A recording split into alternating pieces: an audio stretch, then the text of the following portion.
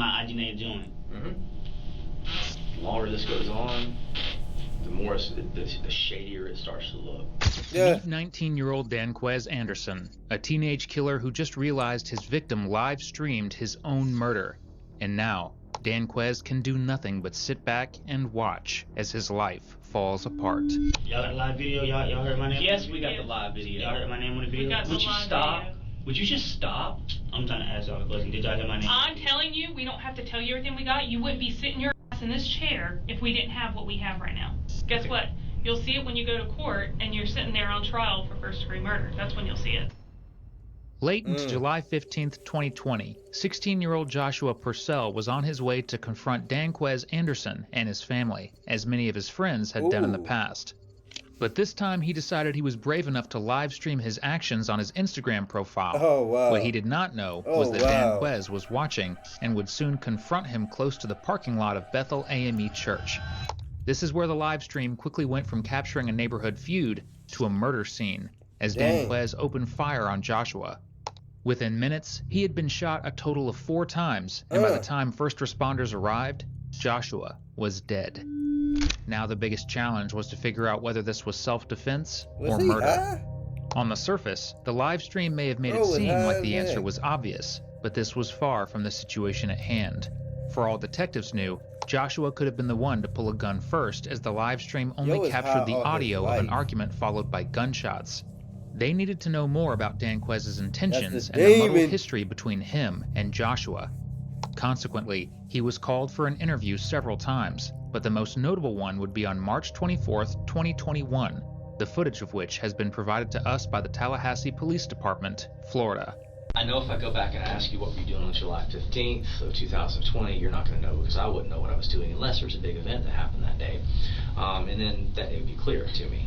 So I remember, because I got called to the scene, so I remember pretty much everything that I did that night. So knowing that that was a big event, you know, if we can start from, did you go to school that day? You know, well, that was summertime, right? Yeah. So were you doing football practice? Were you doing anything else that day? No, I was at Fort Trey House. You was at where? I said I was at Fort Trey. Up to my man's. Yeah. I was at Fort Trey House. Okay, so you're at Fort Trey's house. And that's on the game. Yep. Okay. So about what time did you get to Fort Trey's house? Hey, you know what's funny, bro? Just saying. Bro,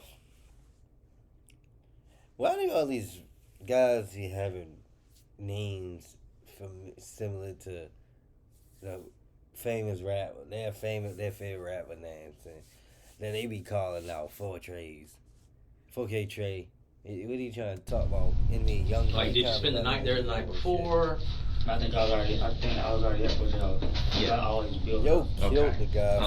Like, had you been there? Were you there? Did you get there when it was still daylight, or?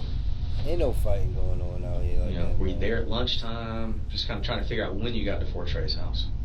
When I got to Fort Trey House, it was daylight. Or either if it wasn't daylight, I was already there. Okay. I was already there, and then like it just went up to that next day. Okay, so we don't exactly recall when you got to Fort Trey's house, but you were at Fort Trey's. Yeah. Okay.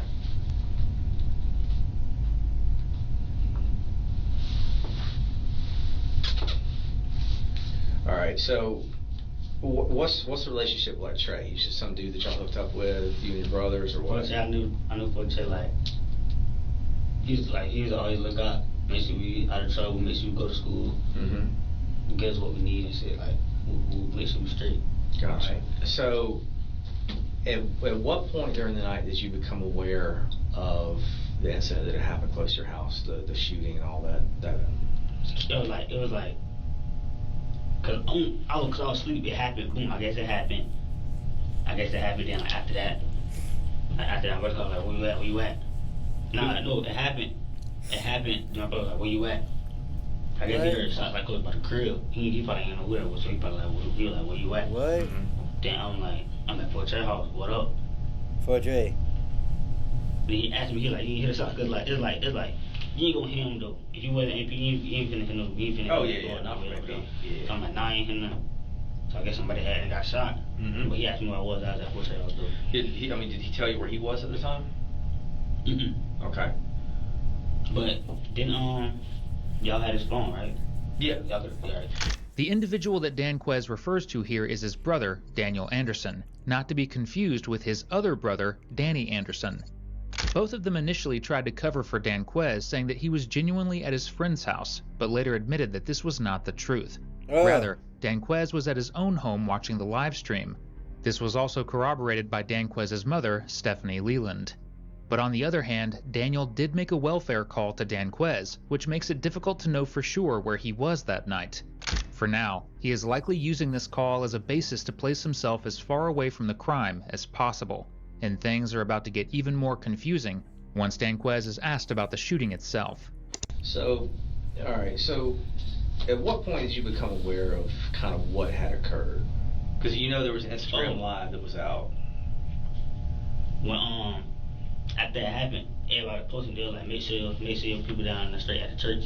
Mm-hmm. Somebody had posted it, and I had a screenshot, and I reposted it. So I'm like, make sure y'all people straight. They said there was a lot of police over there by like Bethel and like I think that's all Bethel and Fanny Garrett. A whole bunch of police over there. Everybody was over there. Somebody had got shot. It was all on Instagram though. Like after the fact. Alright, so you saw the post on that stuff. What's your Instagram handle? My Instagram, Mr. Getty himself. Okay, so Mr. Getty. Mr. What? Mr. dot Mr. Getty himself. GETTYSEL. Alright. At what point did you become aware that I guess that your mom had kind of received death threats that night? That night? Yeah. That night? Yeah. Same night that happened? Yeah.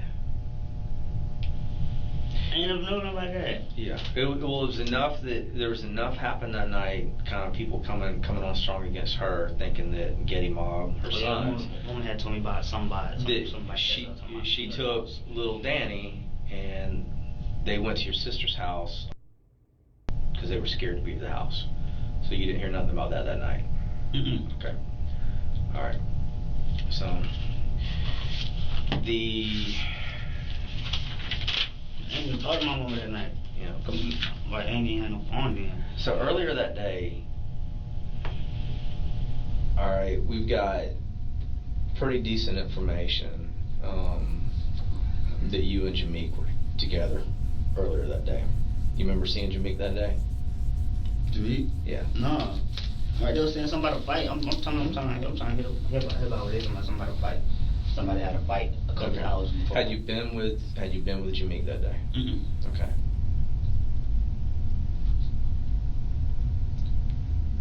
Okay, and somebody, I'm assuming your brother or your mother, has already mentioned to you that we had questions about whether or not you had gotten into a fight with Jalen and his people, Jalen and James, maybe. In fact, I probably wrecked in the yard somewhere. Where was you been raking the yard at? No, I just been sarcastic, but I know I ain't gonna fight nobody though.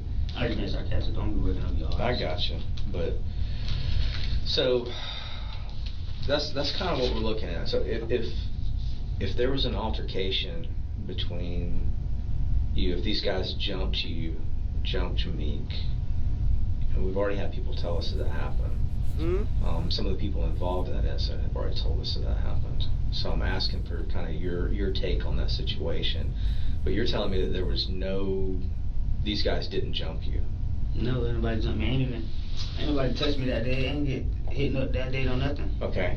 The individuals that the detective just mentioned were Danquez's friends, all of whom had clear rivalries against Joshua and his affiliates.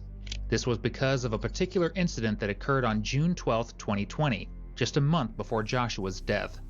Knowledge Gibson, one of Joshua's good friends, had broken into the Anderson household where he held a gun to the head of Danquez's mother, Stephanie. According to a police affidavit, Knowledge repeatedly requested Danquez's younger brother, Daniel Anderson, to be lured into the household because of a personal feud. Fortunately, officers had arrived before anyone was seriously injured, but this was the major reason why animosity developed between Danquez and Joshua, as they were part of two opposing groups, ultimately leading to what happened on the live stream. I know that y'all got beef with Knowledge. I know that Knowledge has got beef with y'all. Knowledge gets locked up after what he did, which is he came into your house and he held a gun to your mama's head.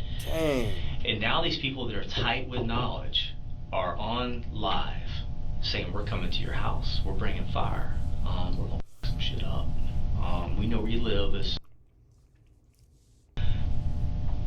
If I was one of Miss Stephanie's sons, and I saw that on live, I would not let those people come in my house. Right. Because they have already made their intentions clear. They are going to hurt Daniel. They're going to hurt me if I'm in the house. They're going to hurt Stephanie. They're going to hurt my little brother Daniel. Dang, that is crazy, bro. We cannot let this happen again because we know what they did the last time. The last time Knowledge came in with a gun and held it to Mama's head.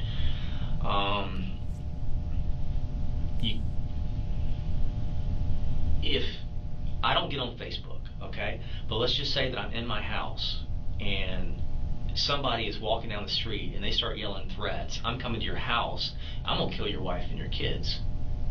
What do you think I'm going to do? I'm not letting them come to the front door either. I'm going out there to where they are. I'm not going to let them close to my house. I'm not going to let them get my wife. I'm not going to let them get my kids. Right. Okay? They made their intentions clear. They're going to hurt my family. I'm going to go out there and I'm going to keep them from doing that by any means necessary. Okay? Whatever force they present, I'm going to return it right back at them. Okay? Because I'm justified in doing so. So that's what I'm here to ask you straight up. Did you or one of your brothers have to use some type of justifiable force to keep these people from coming to your house and doing what they said they were going to do and what they'd already done one time before? That's what I want to know before we go any further. Okay? Considering this story with Gibson and that Joshua clearly wanted to hurt the Anderson family, an incident like this could be chalked down to self-defense. Right. However, a ballistic... That's what I was just about to say, like, is this Atlanta? Because it's what it's giving me. And if it is, they got self-defense, nigga. Analysis of the crime scene presented otherwise. A total of 4 gunshot wounds were present on Joshua's body, 2 on his head, 1 on his shoulder, and 1 on his lower back. A medical examiner discovered that almost all 4 of these wounds were consistent with being fired in an execution style, which meant that Danquez would have been standing over Joshua while he was in a prone position. Such a scenario would mean that the incident no longer classifies as self-defense, and rather as murder, as Danquez would not have been defending himself from anything at that point. Clearly, this is a very nuanced situation, and so far Danquez has tried his best to stay quiet about it. But with the kind of evidence this detective has, this wouldn't be the case for long. I only know who was going live. I only know nobody on live till y'all say somebody on live, somebody this and that. Well, who else has access to your Instagram where they have your password and everything else you have? Nobody have my password. Yeah. So, Mr. Gay Mob himself joins the live. That's wild. It is wild. And disrespectful, because I ain't joining nobody live. Okay. So that's the question I got for you. Dang, they got all Mom's giving that. some indication that you might not have been. They got all that. Insta looks like Mr. Getty Mob himself is joining the live. So your mom is saying that. Instagram is saying that you logged on, and that she's watching the live, and the comments were going out. Okay, so that's the evidence we have. You're telling me it wasn't you. What I said on them? Huh? I said something. I can't remember. I have to ask Sherry. This case 8 months old. She knows it like the back of her hand. I mean, she can show it to you. But me saying I don't know nobody. Okay, so that's the question I would have for you: is who would have your phone? Who would have your device? Who would have your password that could get in your Instagram and join live like that? And you're telling me nobody. It can be anybody. No. All the beef with knowledge that you and your families had, okay, we're being told that there was a fight. You're saying it didn't happen, that's fine. We're also told there was a fight that day, all right? This guy is on Facebook Live calling out you, your brother, your family, and saying he's coming to your house. As he's stepping through the cut 300 foot from your house is when the incident goes down and shots are fired. Damn. Who else would it be? Somebody random just happened to be walking along and says, I'm gonna rob this guy, as he's doing a Facebook Live with his 2 friends behind him, ranting about how he's gonna go kill the Andersons, you know what I mean? So, I don't tell him who he was beefing with, because he's from the other side of town. He from the other side of town, he way over here. That will be the most random thing in the entire freaking world. Okay? So you can see, if you're telling me it's not you, then that's fine. Hold on to that. Don't take offense that I say that the evidence would point towards the Anderson brothers. Okay? As being an the whole city been, oh, get them all. It was Sure. Either it was him, or it was him. Everybody's saying it, brother. Because they see the same things that we saw. It's just we see even more evidence. I mean, we're taking into account video footage, cell phone evidence. We're taking witness statements. We're taking DNA evidence. Ballistic evidence. All this stuff we're combining. So what I'm telling you is we've got all these small pieces of evidence, and all it's going to take is for this kid, the other one, or somebody else that knows about this to come in and say, "This is who did it." And one of the two people that was there is close to breaking. The other one, next time he gets hooked up and put in the back of a police car, what's he going to say? I can solve a murder. And he's going to put his spin on it. Not y'all's spin. Okay, he's going to put his spin on it.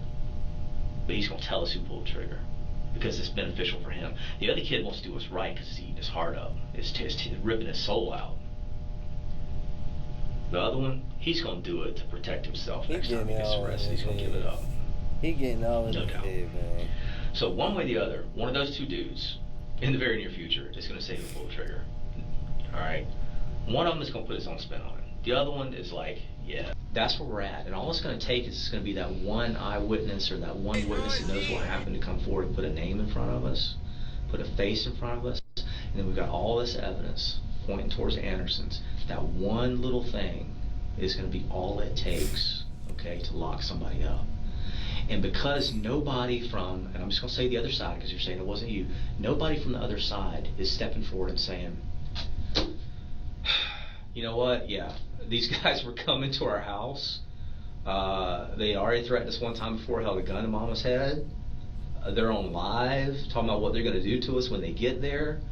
And we see them, and they're actually coming through the cut towards our house. So yeah, we had to do something. We had to do something right then before they hurt us, before they hurt Mama, before they hurt little Danny. Right. You see what I'm saying? Nobody from your side is saying that. It's coming forward and saying, yeah, I had no other choice. So is that justifiable? Yeah, could be. The two witnesses that the officer just mentioned were Joshua's friends who were with him on the live stream, and their testimonies were crucial in piecing together what happened leading up to the killing, which is as follows. Hours before the live stream, the two friends were attacked by Danquez. These two then went to Joshua to seek help, who was enraged after hearing about the assault and consequently planned to head to the Anderson residence to get revenge. Initially, they had armed themselves with a firearm, but Joshua repeatedly expressed that he did not wish to use it and would rather fight physically. Right. They would then cross the parking lot of Bethel AME Church to get to Danquez's house. It was here that Danquez ambushed Joshua and killed him, while the two friends were lucky enough to escape. And knowing that all of this was captured live, Danquez will slowly begin to realize the kind of situation he has landed himself in. Living with opioid addiction can be a struggle, trapped in a cycle of opioid use, withdrawal, and cravings. Y'all got a live video, y'all gonna see me, y'all gonna see Mitigate himself as joint. Y'all gonna see that on God, y'all gonna see that, because that's what it say when you join somebody live. Yeah, it says that. It says Mr. Getty himself has joined. It says that. You were on the live. So it's it. Your brother says, little Danny says that you were home on Tuskegee, that y'all were on the live. Y'all watched it. Y'all saw these guys come into your house talking about all the things we've been talking about, what they were going to do to y'all. It's you and little Danny there. Okay? Little Danny's in there crying and saying, didn't have no choice. They was coming to get us. I know I was. Yeah, you were at Tuskegee. Y'all can prove me that I was at Old House. Brother, I don't need to prove it to you. I told you this coming in, and you think I'm lying to you. There's some white 40-something-year-old cop that don't care. I don't want you to go down in burning flames for this and not graduate this year and not go and get your trade school degree, learn how to weld, and make all kinds of money. I don't want that to happen. Okay? I've told you everything about. You saw that live. You don't need me to explain to you what was on the live. You know that that guy and his friends were coming to do business. On nobody Instagram live. Not coming to your house at that point, right? He's running away from you, and he's down. And I know that he didn't pull a gun on you. I know he didn't point a gun at you. I know he didn't shoot at you, because we only have your casings there. So that's what I don't get. That's the only thing that I have heartache over. She is not lying about how complicated and tragic this situation is. Even an official police affidavit states that Danquez's actions could have been justified as self-defense. However, his hyper-aggression was beyond what can be classified as such. Danquez did not contact law enforcement, walked 500 feet to get to Joshua in the church parking lot, and then chased him another 60 feet with a gun before executing him. Dang. In fact, even with the first shot, Joshua fell to the ground, yet Danquez shot him 3 more times to finish the job. And there you go right there, y'all. He did it, and they about to charge him for it. I had to skip it. Well, that was an hour long. I turned an hour long video into probably 20 minutes. Probably like 20 minutes.